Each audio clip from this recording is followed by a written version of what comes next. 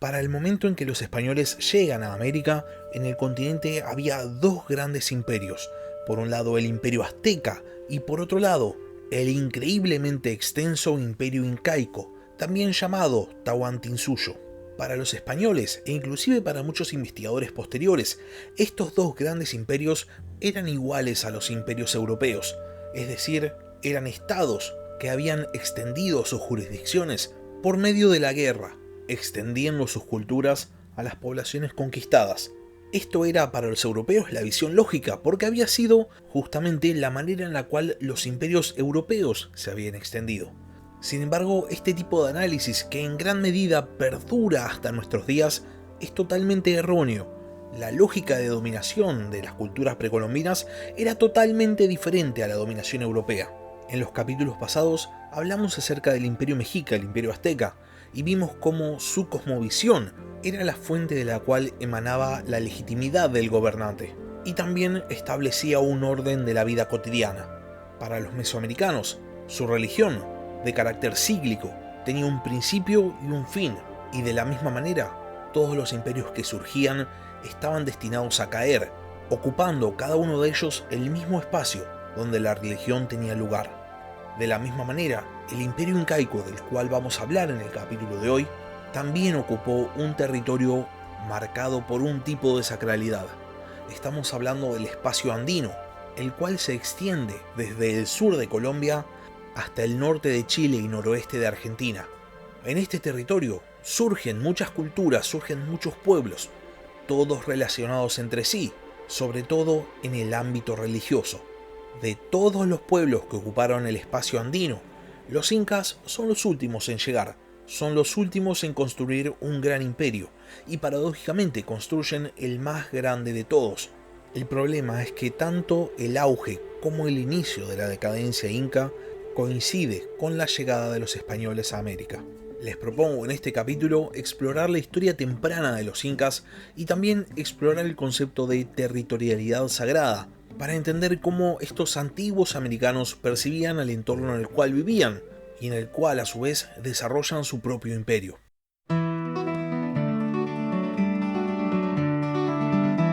Hola a todos, sean bienvenidos al podcast de historia La Barba Roja de Barba Roja.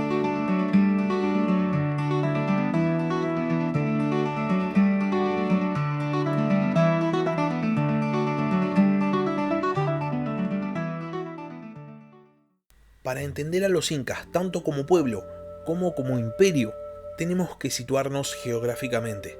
El territorio en el cual se desarrolla el imperio incaico es lo que se conoce como el espacio andino y corresponde geográficamente a la región que va desde el sur de Colombia, pasando por Ecuador, Perú, Bolivia, hasta el norte de Chile y el noroeste argentino, es decir, una gran porción de la cordillera de los Andes.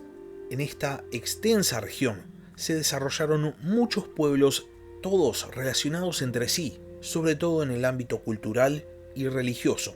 Y esto es muy importante, porque para los antiguos andinos, la cultura y sobre todo la religión estaban intrínsecamente unidos a la geografía. Y entonces, todos los pueblos que habitaran este espacio, como les comentaba antes, estaban relacionados. Lo cual es mucho decir, porque el espacio andino, siendo una de las grandes cunas de la civilización de la humanidad, ve surgir a su primera civilización aproximadamente en el 3000 a.C., con el surgimiento de la civilización de Caral, considerada como la civilización madre del espacio andino. De ahí todas las civilizaciones que siguieron, todas estaban emparentadas. Esta lista es muy extensa, pero las más importantes son Chavín de Huántar, Nazca y por último Tiahuanaco y Huari. Y solo después de todas estas grandes civilizaciones, a las cuales habría que sumarles muchas más, es que en algún lugar perdido del Perú, aproximadamente en el siglo XIII, surgen los incas, con sede en Cusco. Este estado incaico, también llamado señorío incaico, va a surgir en un momento en el cual el espacio andino estaba fragmentado, y entonces va a tener lugar no solo para prosperar, sino también para expandirse. Ahora bien, como les comentaba en la introducción, normalmente se asocia la expansión de los imperios americanos, específicamente del imperio inca, con la típica lógica de expansión europea, es decir, conquista y posteriormente imposición de una conversión cultural a los vencidos. Sin embargo, para los incas este no fue el hecho, sino que por el contrario, se expanden específicamente por el área geográfica que ocupaban los pueblos que ya tenían la misma cultura que ellos, los pueblos andinos. Ahora bien, tradicionalmente se ha denominado al imperio incaico como Tahuantinsuyo. Este nombre significa las 4 regiones, y como el imperio incaico estaba organizado efectivamente en 4 regiones, se considera que el nombre es representativo del propio estado. Sin embargo, investigaciones posteriores que indagan más en la cultura propia del espacio andino nos revelan que el Tahuantinsuyo existía al margen de los incas, era algo previo, que formaba parte de la propia cosmovisión andina. Los antiguos andinos creían que el mundo estaba dividido en diversos planos de existencia. Primero estaba el Hanan Pacha, o el mundo superior, representado con un cóndor. Después el Kai Pacha, o el mundo terrenal, representado como un puma. Y por último estaba el Urim Pacha, o mundo inferior, representado con una serpiente. Para los antiguos andinos, todo aquello que se podía ver formaba parte del Kai Pacha, el cual a su vez estaba dividido en 4 suyos. Teniendo en cuenta esta descripción, la historiadora Regalado de Hurtado llega a la conclusión de que el Tahuantinsuyo era el propio espacio andino, no un estado específico como pensaron después los europeos. La afirmación de Regalado de Hurtado es apoyada por una gran cantidad de hechos. Tal vez el más importante es que al momento de ejercer su dominación, los incas se hayan preocupado especialmente en construir Cusco en la forma de un puma, transformando así simbólicamente a su ciudad capital en el centro del espacio andino, no solo político, sino también religioso, desplazando así a otros centros religiosos tradicionales. De esta manera, los incas se van a poner en el centro de la sacralidad andina, transformándose entonces en legitimadores del culto. Es así que en tiempos del imperio incaico, en todos los rituales religiosos va a estar presente un emisario del Inca, es decir, del emperador. Ahora bien, más allá de esta centralidad religiosa, para ser verdaderamente los protagonistas del espacio andino, los incas tienen que expandirse para ganar tanto la primacía religiosa como la primacía política. Y si vamos a hablar acerca de expansión incaica, entonces primero hay que hablar del gran emperador de los incas, llamado Pachacútec. Pachacútec asciende al trono del señorío de Cusco en el año 1438 y llega a esta posición de manera muy particular. Él era hijo del anterior señor de Cusco, llamado Huiracocha, el cual en un momento determinado tiene que hacer frente a la invasión de su territorio por parte de los chancas. Huiracocha, en vez de defender su territorio, decide huir, llevándose a su esposa y a su heredero, no Pachacútec, sino su hermano mayor. Pachacútec decide él mismo organizar la defensa del señorío de Cusco y logra repeler a los invasores.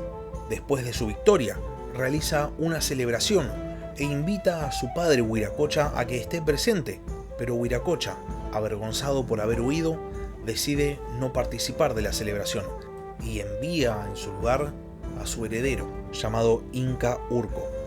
Inca Urco no es recibido por Pachacútec, ya que aparentemente pretendía atribuirse la victoria que había conseguido su hermano, y entonces decide reclutar un ejército y marcha contra Pachacútec, produciéndose un combate en el cual es derrotado, capturado y es mandado a descuartizar por su hermano. Huiracocha se entera de que su heredero había muerto y se recluye, y entonces Pachacútec asciende formalmente al trono del señorío de Cusco. Ya como gobernante, Pachacútec encara una serie de invasiones, expandiendo el señorío de Cusco tanto para el norte como para el sur. De hecho, Pachacútec había sido el primero en pensar que el estado incaico podía expandirse más allá de la región de Cusco, llevando a cabo no solo conquistas, sino grandes proyectos de infraestructura, grandes construcciones como Machu Picchu, y también siendo el responsable de poner a Cusco en el centro del mundo andino, lo que nos revela una genuina vocación imperial. Pachacútec muere en el año 1471 y es sucedido por su hijo y heredero, Túpac Yupanqui. Yupanqui era un destacado militar que ya había realizado campañas militares en nombre de su padre en los últimos años del gobierno de Pachacútec, por lo que no es de extrañar que durante su gobierno haya hecho exactamente lo mismo, llegando a abarcar prácticamente la totalidad del espacio andino e incorporando al dominio incaico al norte de Chile y al noroeste de Argentina. La metodología de conquista era muy simple y estaba arraigada en la tradición religiosa del espacio andino. Como Cusco era el centro del mundo para la cosmovisión andina, todos los pueblos de la región debían pleitesía al Inca. Si los pueblos se sometían pacíficamente, entonces eran respetados, pero si se resistían, entonces iban a ser brutalmente conquistados. Bajo el gobierno de Túpac Yupanqui, el imperio incaico se transforma en el estado precolombino más grande de la historia. Estamos hablando de miles y miles de kilómetros bajo el dominio de un solo hombre, el cual para gobernar necesitaba dos cosas. Primero, una burocracia eficaz y segundo, una gran red de caminos. Es justamente en el gobierno de Túpac Yupanqui que el Capac Ñam, el camino principal de los incas, cuya construcción había sido iniciada por Pachacútec, el cual en gran medida sigue existiendo hasta nuestros días, llega a conectar todo el Tahuantinsuyo de norte a sur, dejando lógicamente a la ciudad de Cusco en el centro, lo cual nos permite decir que todos los caminos del Tahuantinsuyo llevaban a Cusco. Túpac Yupanqui muere en el año 1493 y es sucedido por su hijo heredero Huayna Cápac, el cual, siendo que ya el Tahuantinsuyo estaba unificado, no tenía mucho más para conquistar, y entonces en vez de dedicarse a la vida militar, decide fortalecer al imperio, favoreciendo sobre todo a la infraestructura imperial. Huayna Cápac es el gran administrador, y bajo su gobierno el imperio incaico llega a su máximo esplendor. Bajo su gobierno las últimas partes del Tahuantinsuyo, que todavía no estaban bajo el dominio incaico, pasan a formar parte del imperio, logrando llegar hasta el sur de la actual Colombia. Ahora bien, la expansión incaica había sido vertiginosa y por este motivo había dentro del imperio una gran cantidad de población disconforme y se producen revueltas. Huayna Cápac logra sofocarlas a todas y mantiene al imperio unificado, y en el año 1595 enferma repentinamente y muere en Quito. Huayna Cápac había nombrado como su sucesor a su hijo mayor llamado Ninan Cuyuchi. Sin embargo, en Cusco se produce una intriga palaciega y entonces es nombrado como emperador otro hijo de Huayna Cápac llamado Huáscar. Al principio esta intriga palaciega había salido espectacular.